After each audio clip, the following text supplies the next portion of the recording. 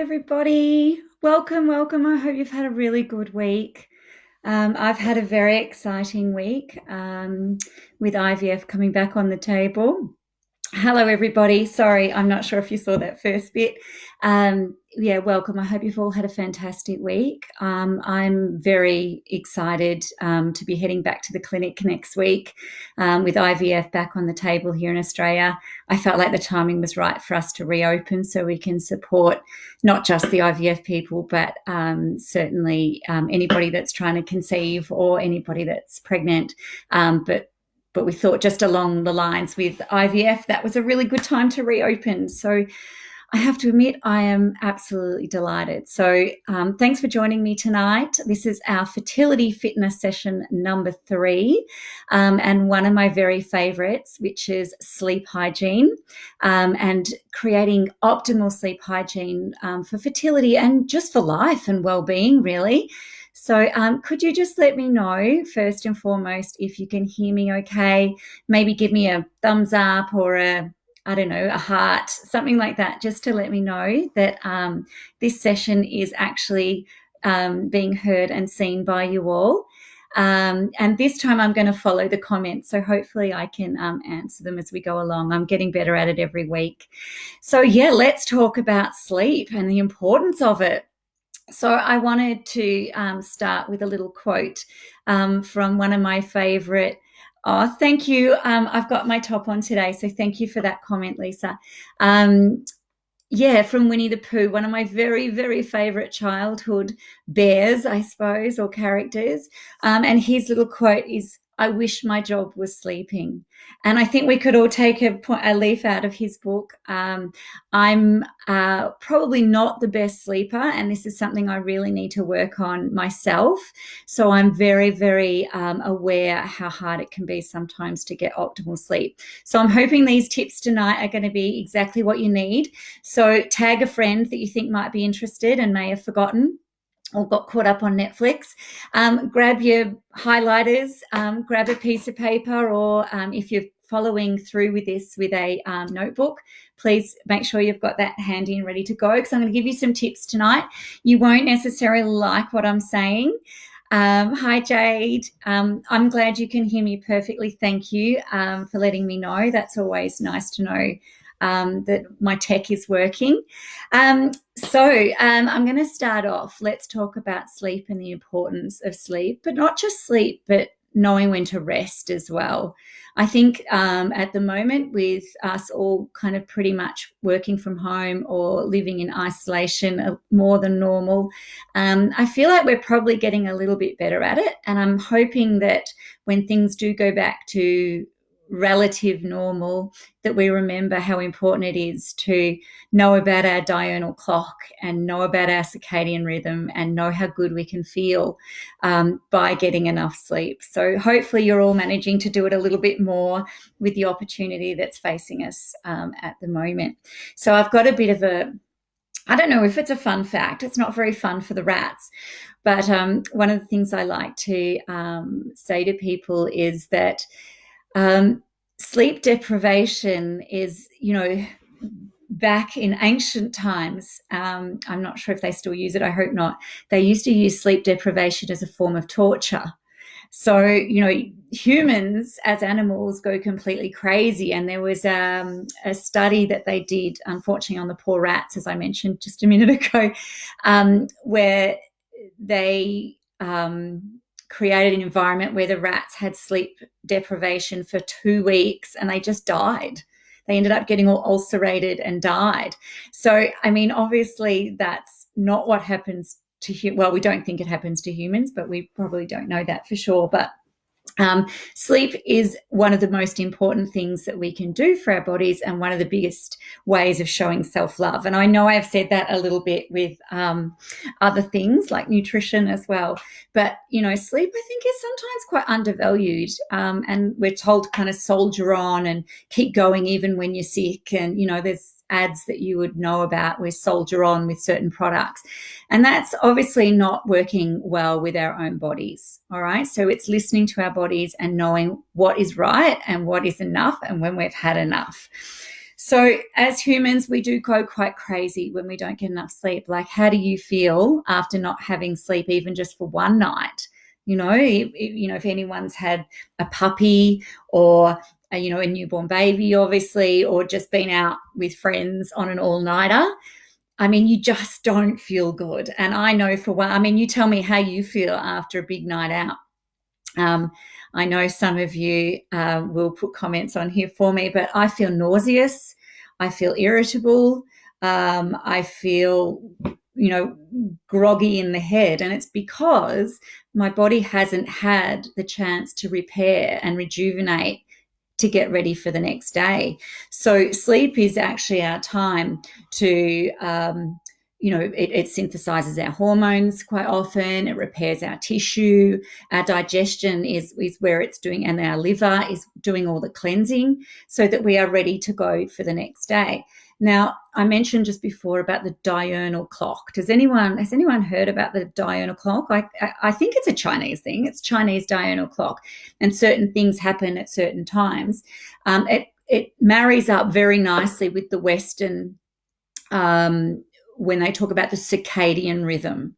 Has anyone heard of the circadian rhythm? Just give me a hands up or a yes or no. I don't expect you to know that much about it. That's what I'm here for. But so, yeah, thank you. So the circadian rhythm, or the diurnal clock in Chinese medicine, is it's about our sleep patterns. So our pineal gland produces, as the sun goes down, our pineal gland starts to produce what's called melatonin. All right. So as melatonin increases, it's kind of our sleep hormone, I guess, or our relax hormone. So it allows us to start to feel tired.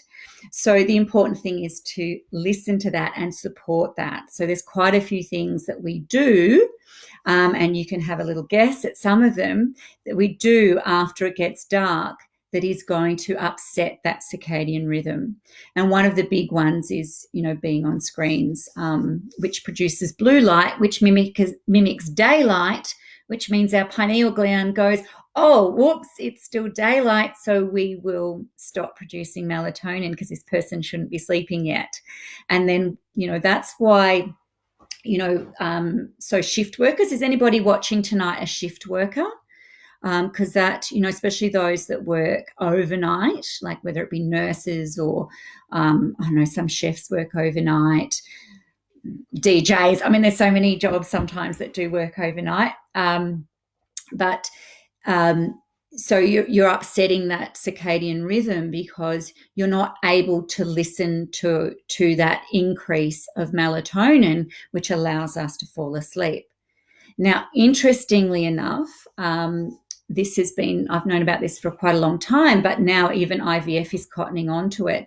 So the more melatonin we can produce, which is only going to happen when it gets dark, the better quality our eggs are, which is very interesting. So there's a direct correlation with our fertility, which is kind of one of the most important things we're talking about tonight, is increasing your fertility naturally. So allowing that melatonin to fire is actually going to give you better quality eggs and better quality embryos. So it's very important to know about that and not block its production. So I don't think you need to necessarily supplement with it, but certainly allowing nature to do what it naturally wants to do is really important, because the reason the melatonin does help with that is not only because you'll get better quality sleep, but also they have these melatonin is able to help oxidation. So a lot of reason why eggs aren't good quality is due to oxidative stress, and sperm as well is oxidative damage or oxidative stress. So with melatonin, it actually repairs that stress or actually improves it beyond what it was before. So I think that's really a key one to know, and that's just a bit of a fun fact from me to you. So sleep is very vital for our health, well-being, everything, but particularly in fertility. All right. And the other thing that melatonin does is it it works optimally if it's not suppressed by adrenaline and cortisol, which are our stress and our fight or flight responses. So you can see where I'm heading with this. The more we can allow, the more we can be relaxed and head into sleep in the right way, the less stress hormones we're going to have, the more melatonin we're going to have, the better quality sleep we're going to have, the better we're going to repair overnight. Like, that's the reason I'm trying to give you the why. It's so imperative and so important to get this bit right. All right. So don't underestimate the importance of good sleep, but at the right time. So a lot of people say to me, oh yeah, I get, a lot of sleep, but they may not be sleeping until midnight. So put your hand up. No, actually don't put your hand up. Do you mind putting in the comments what time you actually fall asleep? I don't just mean go to bed. I mean actually asleep. If you could tell me, that would be great. Anyone that's there, quite often these comments don't come up till later. So I'm sorry if I don't answer them till after the session.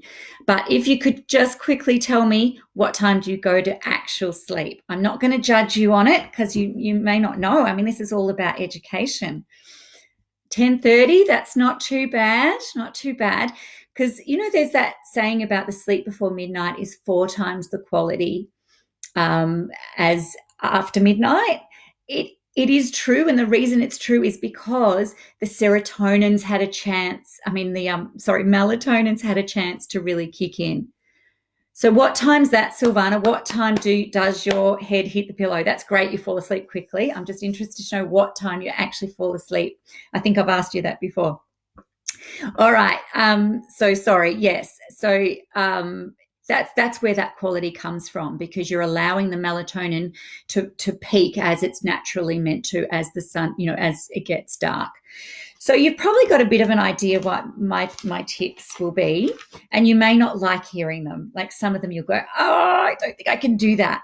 But I'm just telling you what is optimal. And if you do all of it already, good on you, because that's great, because you're giving your body every opportunity to have the best quality sleep, which is going to help your fertility every time.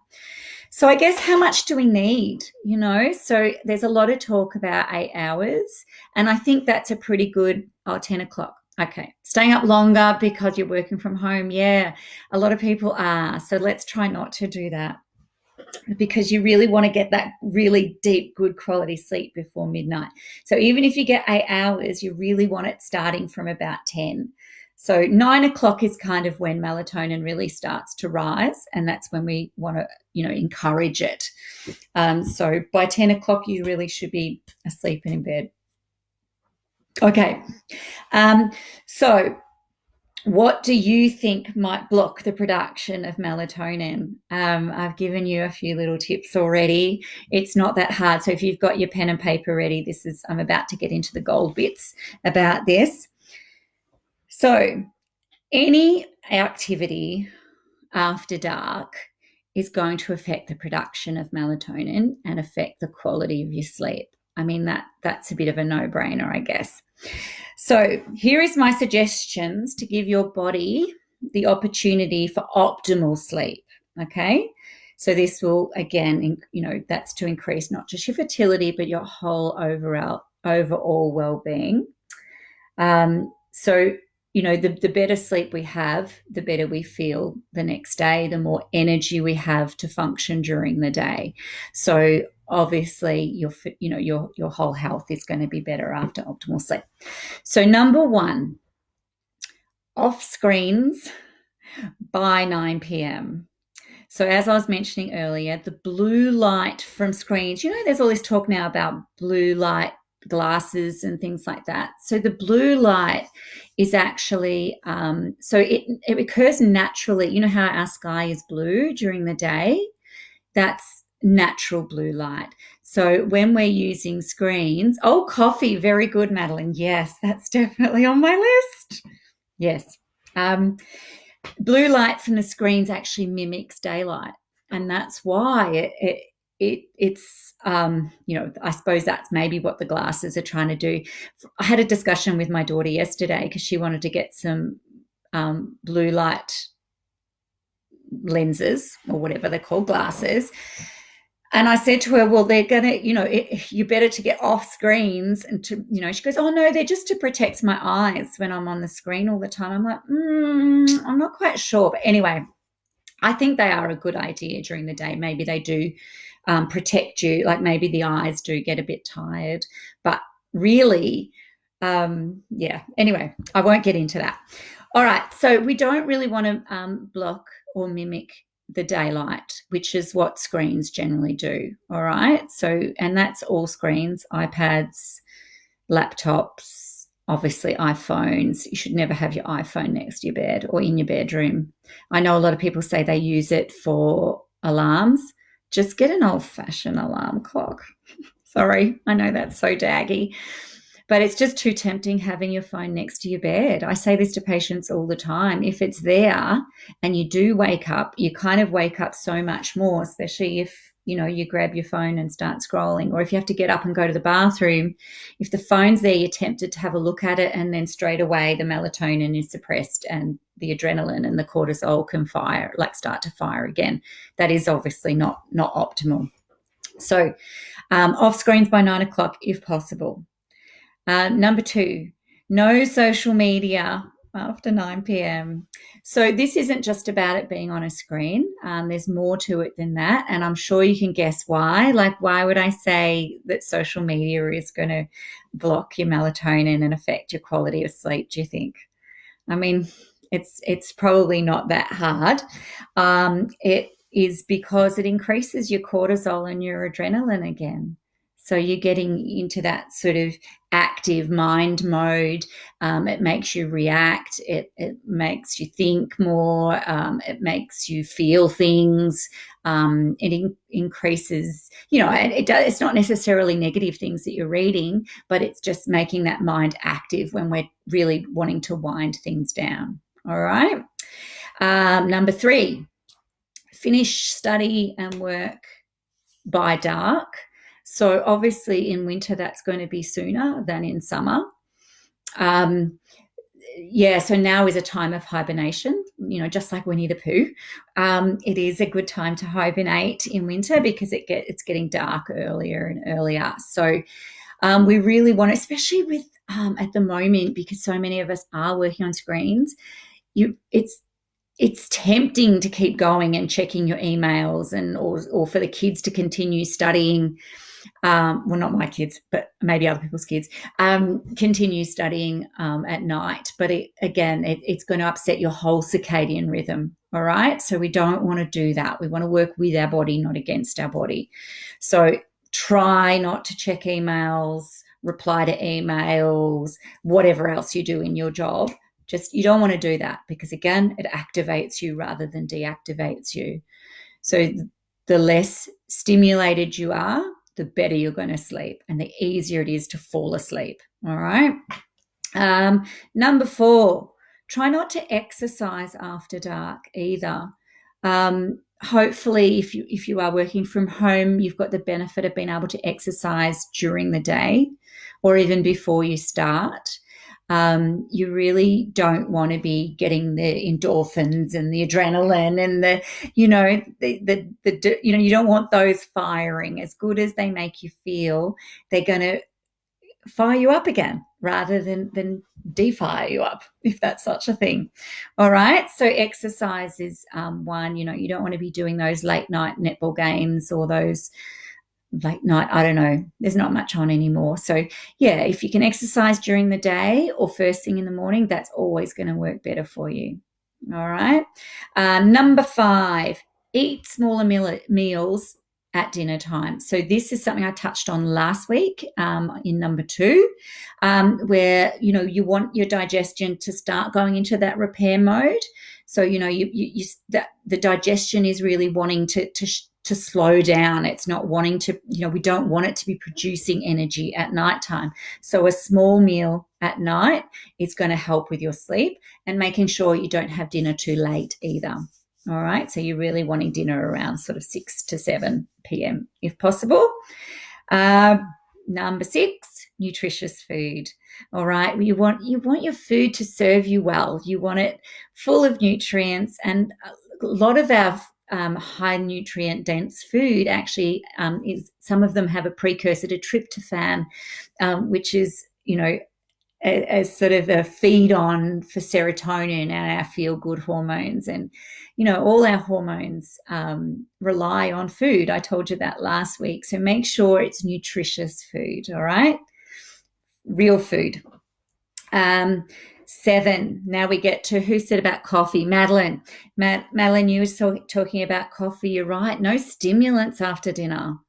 All right. No ice cream. No sugar. I told you you're going to be like this. No sugar, no coffee, no tea. I mean, normal tea, tisane or herbal tea, which they're not really teas. Herbal teas are actually tisanes, is the sort of proper terminology for them.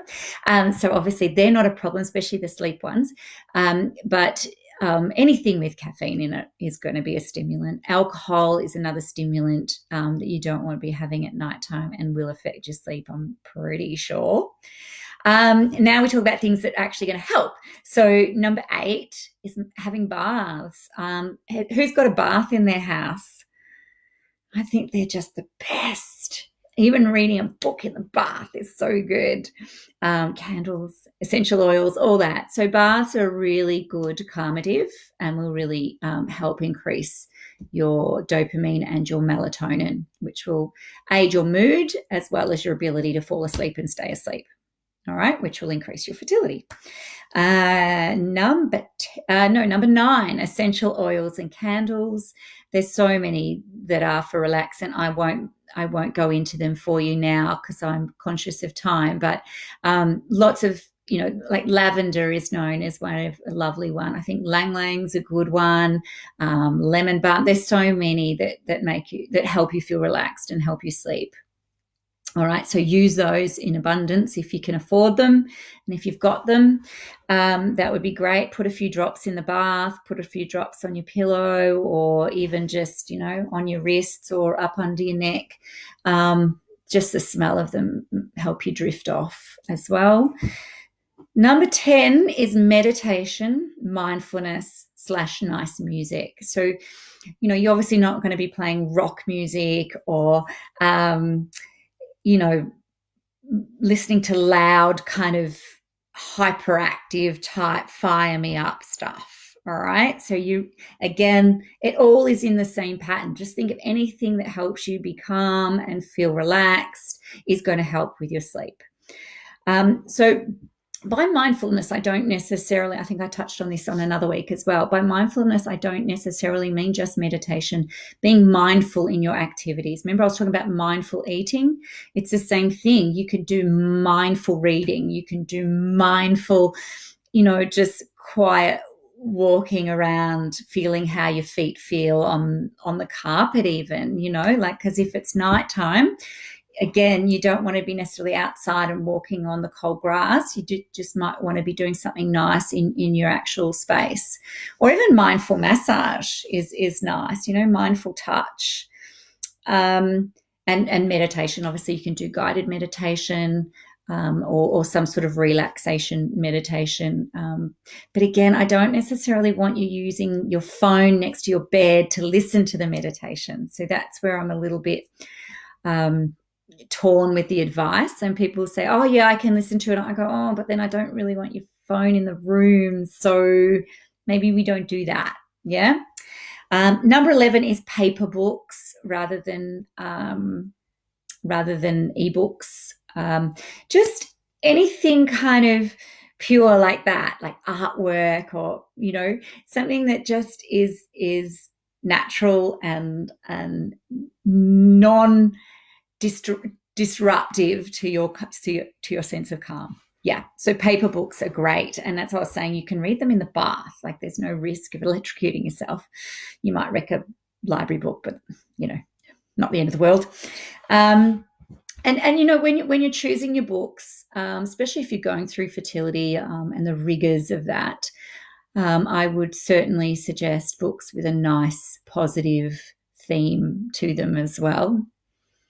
I know that seems a bit daggy, but there's so much you can do. There's so much you can do from home to help yourselves, and that's just one more. Number 12 is my thing, herbs. There's plenty of Chinese herbs that we can help you with. Acupuncture. I'm back in the clinic now as of next week. So actually, I'm starting tomorrow, just quietly. So acupuncture is really, it helps calm the central nervous system. So it will bring down the cortisol and the adrenaline, and then it will allow the dopamine and the melatonin and that to rise, because, they balance each other out. As stress hormones go up, the other ones go down. So, acupuncture can help create that balance in your body and your hormones as well. So that's something you can add to your toolbox. And the last one is gentle stretches, yoga. These are all the things you can do after dark that aren't stimulatory. So, even that guided meditation at the end of a yoga class, there's so many online yoga now.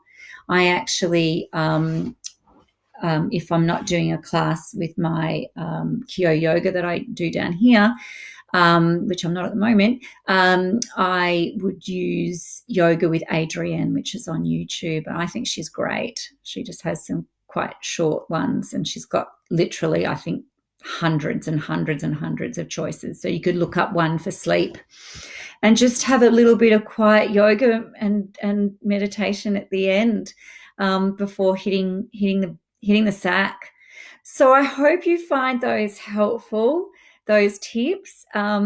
Just be careful with the coffee and the sugar and the screens. They're probably the biggest risk to your ability to sleep well.